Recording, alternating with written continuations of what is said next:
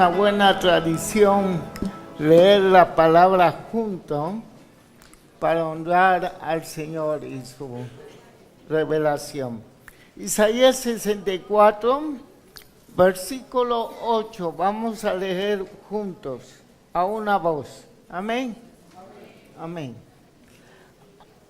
Juntos. Ahora pues, Jehová, tú eres nuestro Padre, nosotros barro y tú el que nos formaste.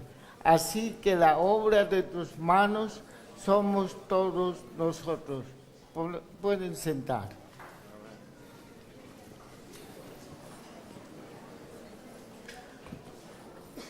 Queridos hermanos, ante los acontecimientos del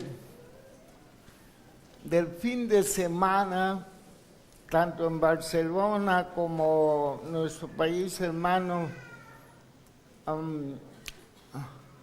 Finlandia, sufrieron estos atentados, y recuerdo al profeta Jeremías, que Dios le manda a interceder por la ciudad, por el país donde está cautivo, y Dios le dice que la paz de esa nación injusta era la paz también del pueblo. Y yo quiero orar juntos por la paz de esta nación. Se unen con nosotros. Padre, gracias por la oportunidad de levantar intercesión por España, por Finlandia, Señor, por todas las ciudades que han sido atentados en los últimos años, Padre. Consuela a las familias que han perdido por esta irracionalidad que tenemos los hombres. Perdona nuestros pecados. Danos paz, Señor, en esta gran nación. La paz de España es nuestra paz. En Cristo Jesús. Amén. Alguien dijo una vez, el mayor error es sucumbir al abatimiento. Todos los demás errores, dijo, pueden repararse, pero este no. Este no. Rendirse cuando uno está abatido es un gran error. Abatido es un adjetivo para describir la pérdida de ánimo, de fuerza. Deriva del latín, de un verbo que significa echar abajo, derribar. Es un adjetivo perfecto que describe la situación de Israel en el trasfondo donde escribe el profeta Isaías. Es un pueblo abatido, un pueblo que fue brutalmente esclavizado por Babilonia. Ahí en el Salmo 137, acompáñenme para ver una fotografía, una revelación fotográfica de imágenes tremendas sobre el abatimiento de Israel en Babilonia, que nos puede situar en el trasfondo. Dice versículo 1 del Salmo 137, junto a los ríos de Babilonia, ahí nos sentábamos y aún lloramos, acordándonos de Sión. Sobre los sauces en medio de ella colgamos nuestras arpas. Y los que no y los que nos habían llevado cautivos nos pedían que cantásemos. Y los que nos habían desolado nos pedían alegría, diciendo, cántanos algunos de los cantos de Sión. ¿Cómo cantaremos cánticos de Jehová en tierra extraña? un pueblo abatido. El profeta hace una invocación a través de la palabra intercesora. Y es que la profecía en el Antiguo Testamento como en el Nuevo es estratégica para levantar la esperanza de un pueblo abatido.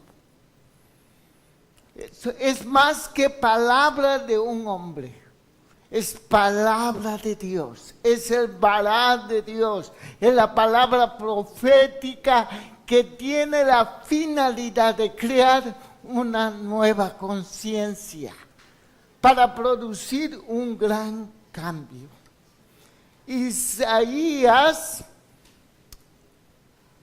implora a Jehová que descienda y castigue a este pueblo babilonio.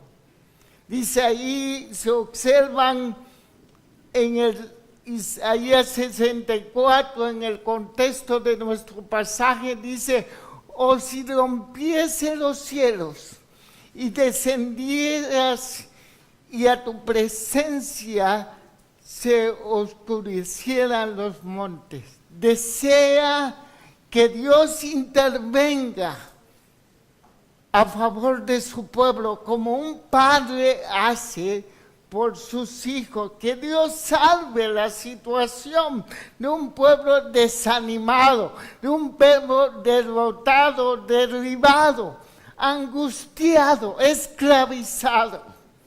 El profeta anhela la presencia de Dios en un pueblo que fue pecador.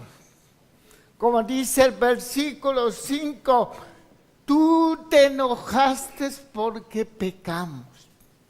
Es un pueblo abatido porque ha pecado, dejó el pacto.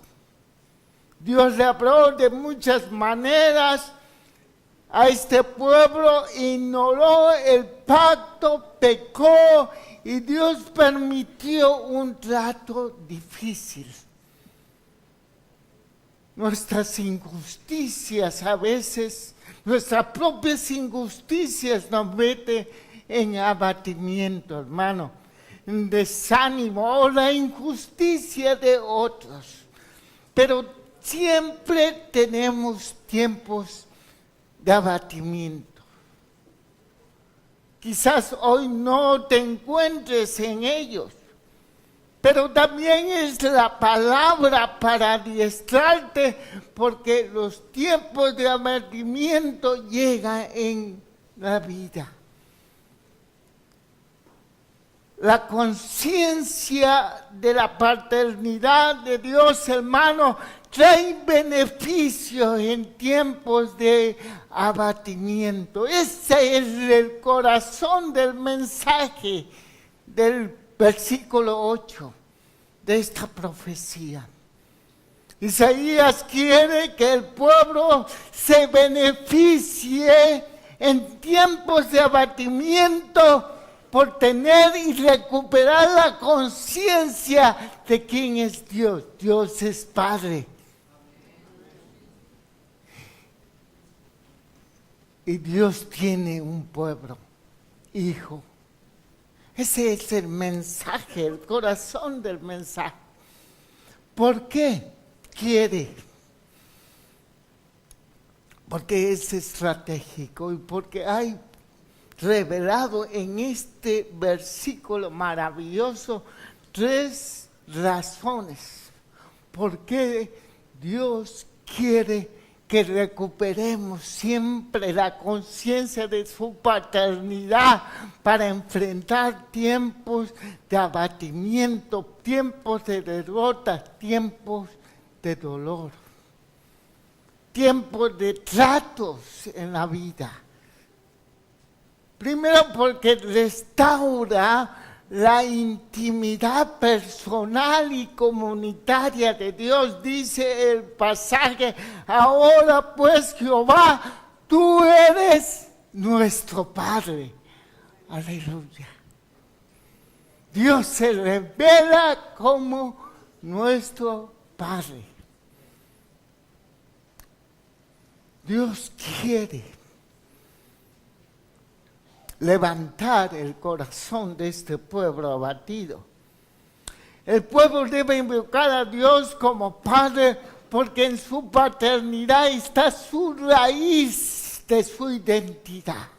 Si quieres un nuevo éxodo en la vida, si quieres superar la adversidad, el abatimiento, necesita recuperar la conciencia quién es Dios. Es que es muy fácil perder la conciencia en tiempos difíciles.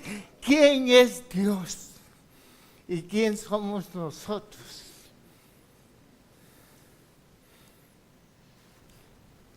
Porque en su paternidad está nuestro carácter como pueblo. El carácter espiritual como pueblo hijo de Dios. Israel es un pueblo creado, elegido, llamado, formado. La generación de los padres que recibieron este mensaje fue una generación rebelde, idólatra, que resistió en el trato de Dios. Y pues el profeta Isaías le había revelado que Dios había querido hacer como el alfarero un gran instrumento en sus manos, bello, una creación bella, como un escultor. Pero esa generación era un barro contaminado. Ustedes saben que los barros no son puros, el barro no es puro, el barro tiene a veces muchas piedras. Y cuando un alfarero está en el movimiento de su instrumento, en las manos del alfarero se distorsiona y no sale bien el producto.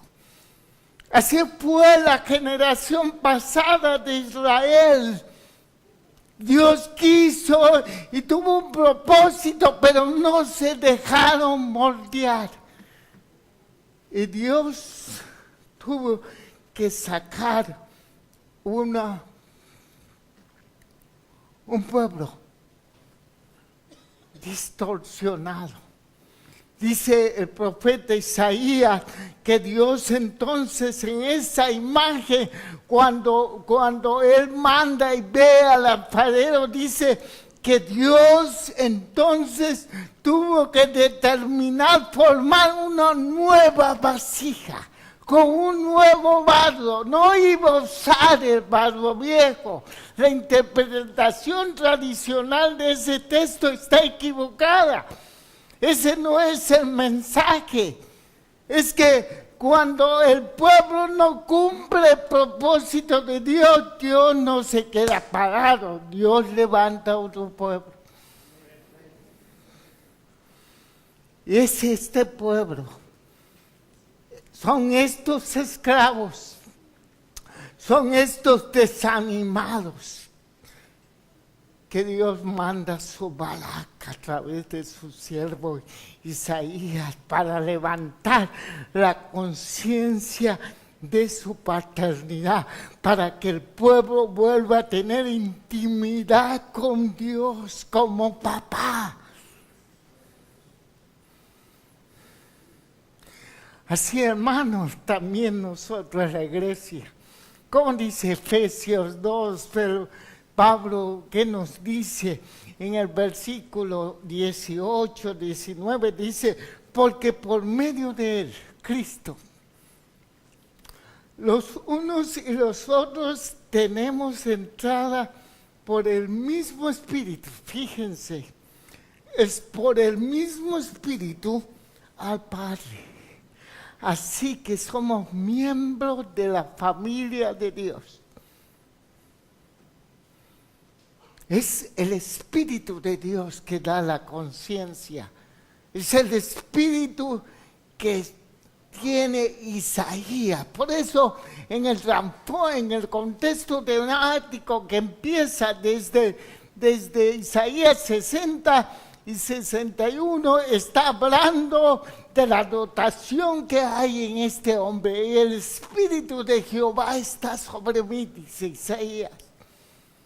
Es el Espíritu de Dios que genera una conciencia de paternidad. No consiste de saber intelectualmente que Dios se revela como papá.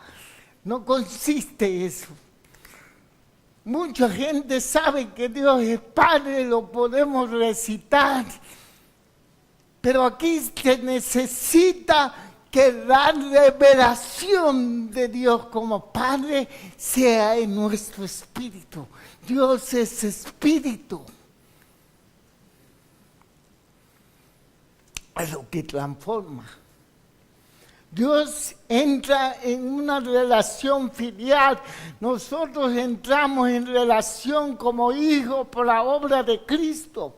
Primera de Juan 1:12 dice: mas a todos los que le recibieron, los que creen en su nombre, le dio eusosía, autoridad, eusosía, derecho legal de ser hijos de Dios. Maravilloso. Ya está legalizado. Somos hijos, somos pueblo. La paternidad de Dios es el corazón de nuestra fe, hermano. A través de ellas nos acercamos a nuestra esencia cristiana. Experimentar la paternidad de Dios en tiempos de abatimiento levanta la conciencia, la esperanza en Dios que salva. El Dios que salva a sus hijos. Maravilloso. Cristo privilegia sobre todos los nombres que se revela quién es Dios. En el Antiguo Testamento, como Dios se revela a su pueblo, se mueve, se muestra su carácter, su obra, Cristo privilegia un nombre sobre todo: Padre nuestro. El Nuevo Testamento usa casi 250 veces la palabra Padre para Dios. El Antiguo solamente 15. La esencia del cristianismo, como Jesús quiso que la iglesia se concibiera como una familia, con una relación paternal con Dios. Maravilloso. Aleluya. Aleluyita, yo digo, de cariño.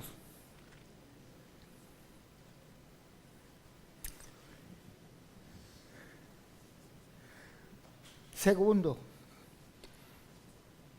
¿por qué la paternidad de Dios?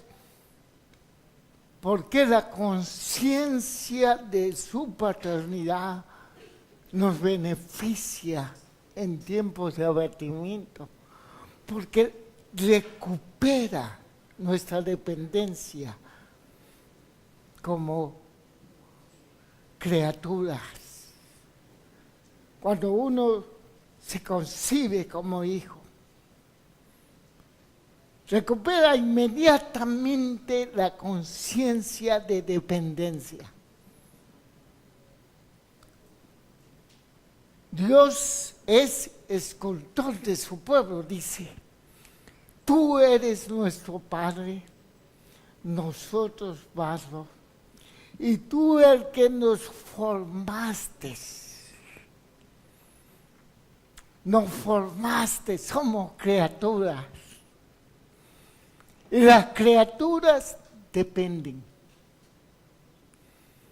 El problema del pecado del hombre es que el pecado entroniza al hombre y le da la fantasía, la ilusión, la estupidez de creerse que no somos criaturas, que somos dioses en sí mismos. O como yo digo aquí, Coca-Cola en medio del desierto, únicos.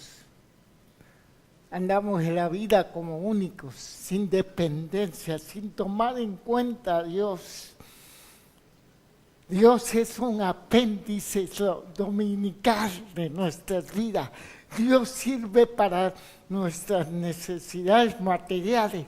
Es el espíritu religioso, la tentación, la primera tentación del diablo. Convierta esta piedra en pan. ¿Eres Dios?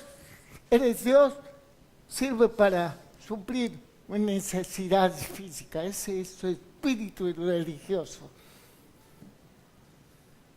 Claro que Dios suple necesidades, pero Dios es más que suplir necesidades. Dios es nuestro papá. Y nuestro alfarero, nuestro escultor, nos formó y somos criaturas. Y tenemos que vivir con esa conciencia. Israel en el Antiguo Testamento, las 15 referencias de padre están relacionadas con la creación. Está relacionado como los hombres de fe se sorprendían por la revelación de Dios como creador.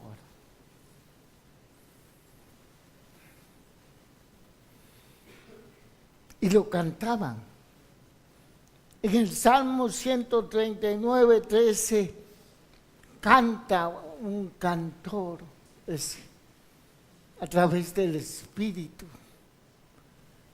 de la maravilloso del hecho de que Dios se involucró en la creación de su pueblo, del hombre, desde el vientre del seno de su madre. Dice, tú has creado mis entrañas, aleluya. Me has tejido en el seno materno. ¡Ay, qué hermosa, qué liberación esto! Cuando por primera vez oí la palabra de Jeremías, desde antes que fuiste formado en el vientre de tu madre te conocí. Saber que tú y yo no somos solamente proyectos biológicos, somos más que biología, somos un proyecto eterno en la mente del papá, el Padre eterno. Y le llamarás, dice Isaías, dándole nombre a Jesucristo, un nombre extraño a Jesucristo, príncipe de paz. Todos sabemos que Jesús es el príncipe de paz, pero dice Padre eterno. Y llamará su nombre Padre eterno. Es un Dios creativo que creó un pueblo para sí. Y no solamente crió y se fue a echar la siesta. Dice el Salmo 104, 23, 27, 30, nos habla que Dios sigue involucrado en su creación, lo mantiene si no fuera por la misericordia de Dios, que mantiene lo creado. Todos los seres esperan de ti, dice el Salmo, que a su tiempo les des de comer. Si abres tu mano y le darás su pan.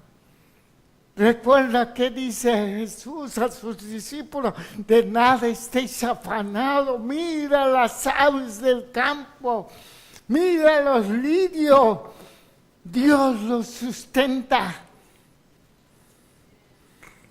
una revelación maravillosa que nos coloca en una perspectiva correcta. Somos criaturas, no somos dueños del universo, no somos únicos.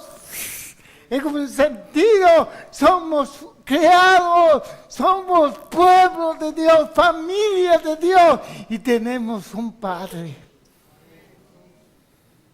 Uno de los beneficios más grandes, hermano, en los creyentes de la obra del Espíritu Santo está en Romanos 8. Acompáñenme. Es mantener vivo en los corazones de los creyentes la conciencia, la certeza y la libertad de hijos de Dios. Esta es una de las obras extraordinarias del Espíritu Santo en la iglesia. Mire, versículo 14. Porque todos los que son guiados por el Espíritu de Dios, estos son ¿qué? Hijos de Dios. Pues no habéis recibido el espíritu de esclavitud para estar otra vez en temor, sino que habéis recibido el espíritu de adopción, por lo cual clamamos, Papito. Ya le explicamos que este término es arameo, es extraño para la cultura judía, no se usaba. Pero aquí Pablo nos dice que uno de los beneficios de haber traído el Espíritu a nuestros corazones es levantar la conciencia de que somos criaturas y Él es nuestro Padre. Y usa este término arameo que habla de un niño que se dirige al Padre con ternura, pero con dependencia. En el contexto, ustedes pueden ver, todo el contexto habla de abatimiento. Habla de abatimiento, habla de persecución. ¿Quién nos separará del amor de Cristo? Tribulación, angustia, persecución, o hambre, o desnudez, o peligro, o espada. Por lo cual estoy seguro que ni la muerte, ni la vida, ni ángeles, ni principados, ni potestad, ni lo presente, ni porvenir, ni lo alto, ni lo profundo, ninguna otra cosa creada nos puede separar de Papito. ¿Qué hemos pedir como lo conviene? No lo sabemos.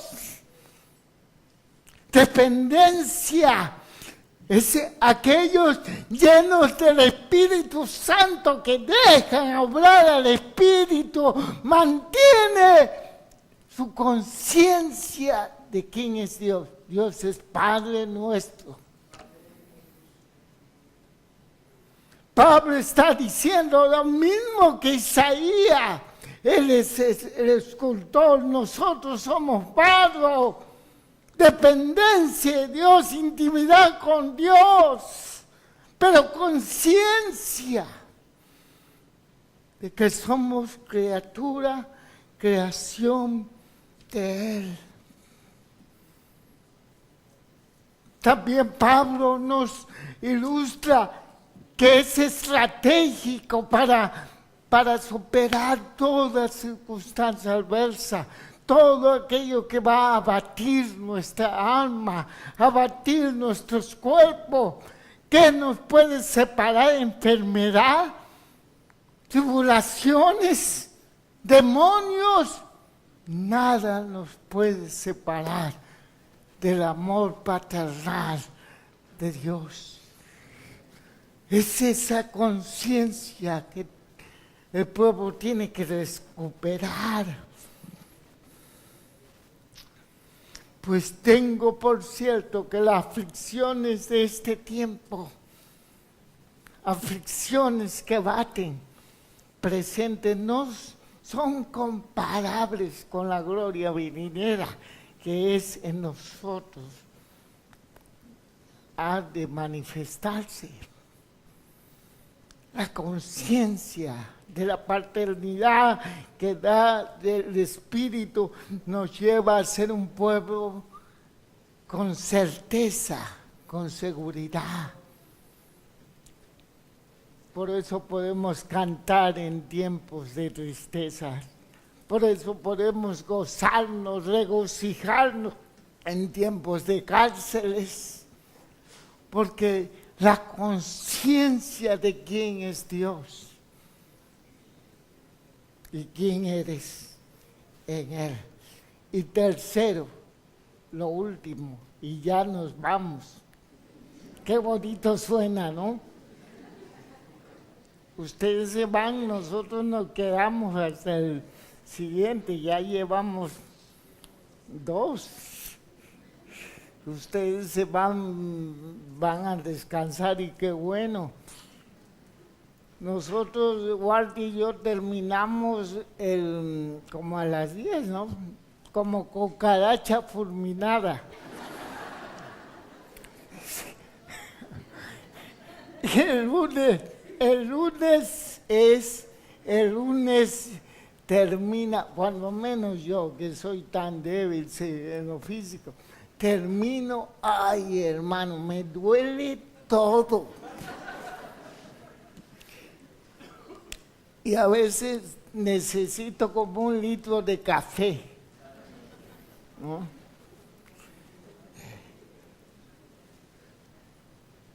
¿Por qué tú necesitas, como yo, tener una conciencia de la paternidad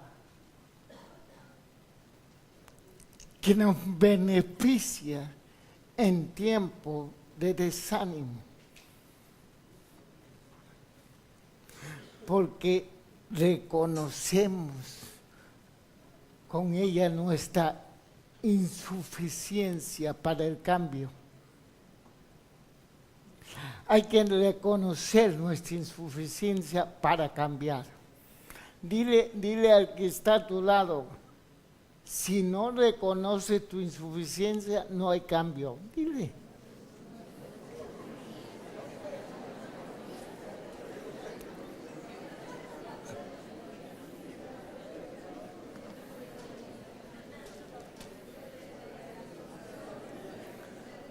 Nosotros somos barro,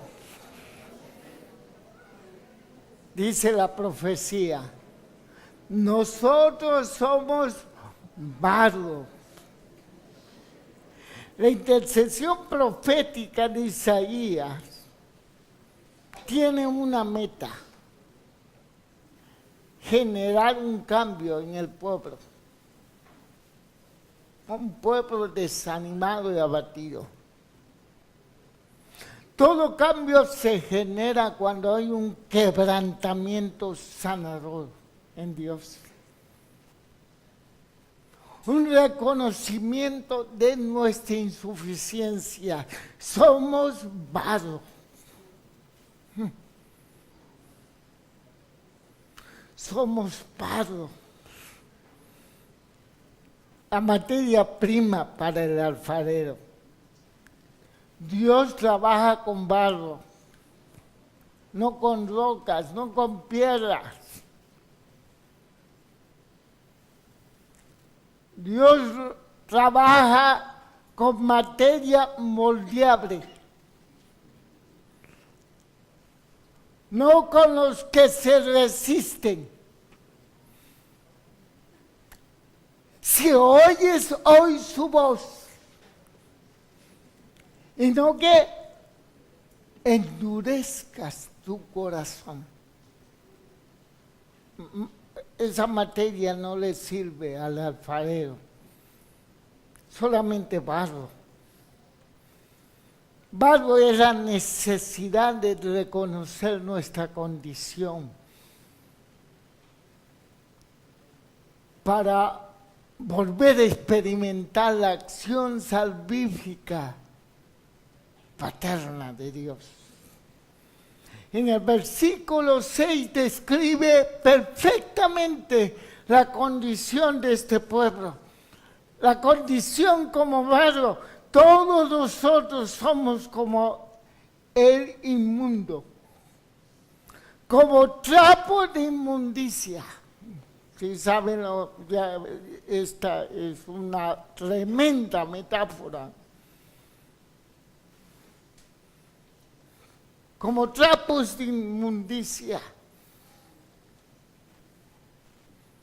Todas nuestras obras juntas, todo.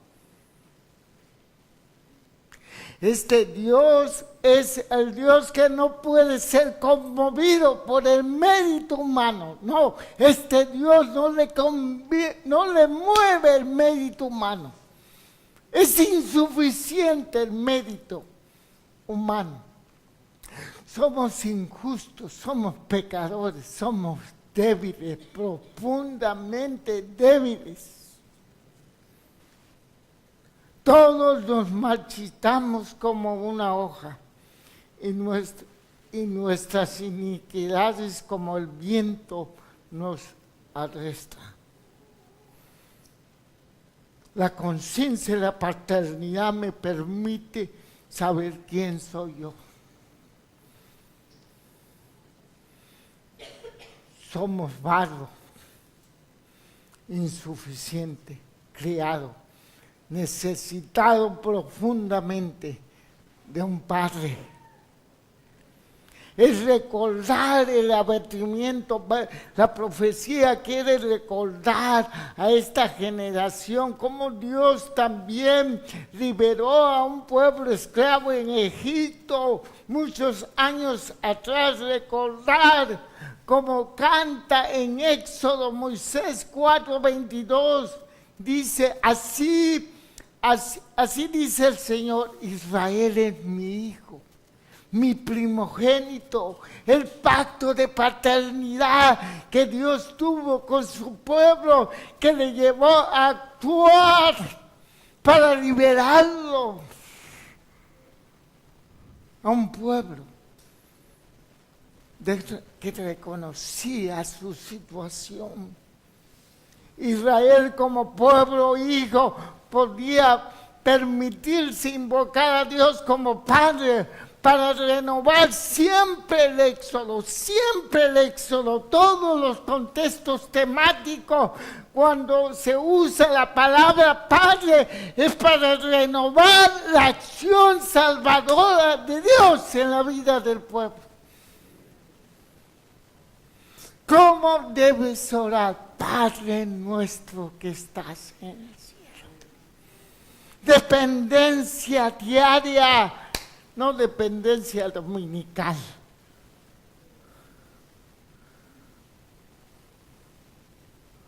O dependencia litúrgica, no. Dependencia diaria de Dios, porque somos, ¿qué somos? Barro. Necesitados profundamente de Dios. La paternidad divina con respecto de Israel se caracteriza por el amor intenso, constante y compasivo de Dios, que reconoce nuestra profunda necesidad. A pesar de la infidelidad del pueblo, Dios se muestra incapaz de renunciar a su amor. Mire lo que dice Deuteronomio, Oseas 11, 3, 8. Dice: yo enseñé a Efraín a caminar. Mire qué ternura, cómo se revela. Se revela con figuras antropológicas, como un padre, hombre, con sentimientos como un padre, hombre. Pero Dios es más que hombre. Yo enseñé a caminar a Efraín, su pueblo, tomándolos por los brazos, pero ellos no conocieron que yo cuidaba de ellos. Con cuerdas de bondad los atraía, con lazos de amor. Y era para ellos como los que alzan a un niño contra su mejilla. Me inclinaba hacia él y le daba de comer. Entonces pregunta Dios, ¿cómo voy a dejarte, Efraín? ¿Cómo voy a dejarte, iglesia? ¿Cómo? Si soy tu padre. Ninguna condenación hay para los que están en Cristo. ¿Quién os acusará a los escogidos de Dios? A pesar de nuestros pecados, Dios sigue siendo inmutable. Él es Padre y Él es ama y ama eternamente. ¿Cómo voy a dejar a Efraín? ¿Cómo entregarte, Israel? Mi corazón está en mí trastornado. Siempre, ustedes ya se dieron cuenta, la letra R, no puedo con ella. Nunca puedo. Pero algún día en la resurrección voy a hablar muy bien. Pero mientras sigo esperando. Pero como ustedes me aman, ya me aman, ¿va? Me soportan mi mala dirección. Antes pensaba que Dios se había equivocado llamándome a predicar. Pero un día me exhortó bien fuerte Dios. Dijo, yo nunca he llamado a los que son, sino los que no sean. Tú no eras nada. Mi corazón está en mí, trastornado, y a la vez se estremecieron mis entrañas. Ese es el Padre de Israel. Ese es el Padre de la iglesia. Un Padre que da seguridad a sus hijos. Queridos hermanos, Él es el Dios que no abandona. El Padre que no abandona. Todos los padres, por más perfectos, todos los padres humanos, por más perfectos, siempre habrá una paternidad fallida. Siempre. Una insuficiencia. Una forma para que los hijos justifiquen sus errores a veces. Pero es verdad, abandonamos. Tenemos la habilidad como seres humanos a abandonar a los hijos. Tenemos esta habilidad. Algunos no lo abandonan físicamente, pero psicológicamente puedes convivir con tu hijo y abandonarlo. Emocional, psicológico. Es imperfecto nuestra paternidad. Solo Dios sana la paternidad fallida que hay en los hombres. Dice el canto, el Salmo 27:10, aunque mi padre y mi madre me dejara, con todo Jehová me recogerá. ¡Qué precioso! Solo Dios puede suplir las necesidades profundas de todos nosotros.